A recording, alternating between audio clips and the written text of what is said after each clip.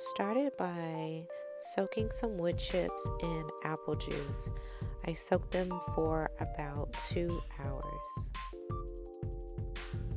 Okay, next you're going to take 2 pieces of aluminum foil and you're going to fold them in half.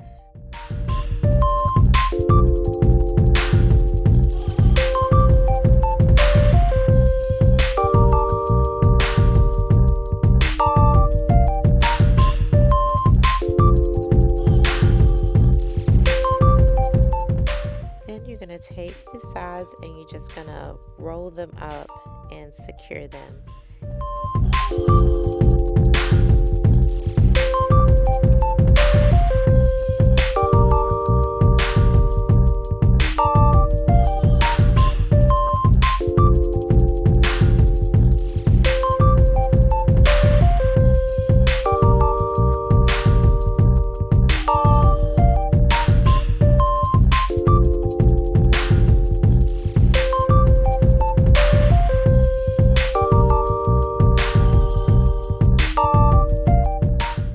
There you have it, your little pouch.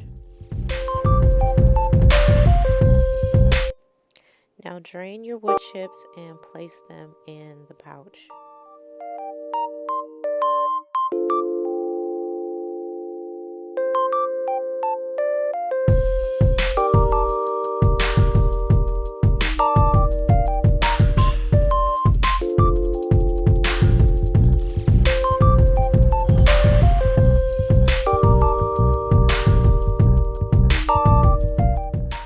Finally, you can roll the ends and you have your finished pouch.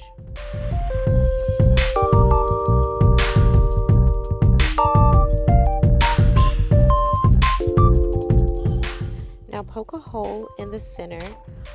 I did just one, but later on you will see that I made multiple holes to allow more smoke to escape. And just place them on the burner. And there you have it, your smoke bombs.